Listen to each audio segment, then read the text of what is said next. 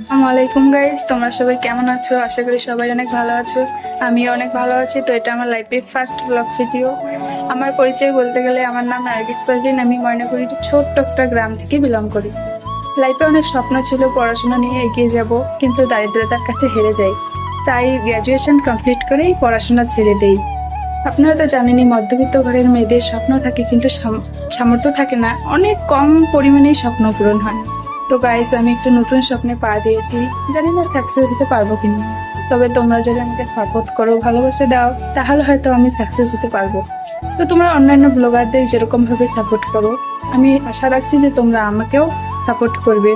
তো গাইজ, আজকের জন্য ভিডিওটা এতটুকুই। তো আমাদের ছোট্ট গ্রামের ছোট্ট একটা ভিউ দেখে নাও তোমরা।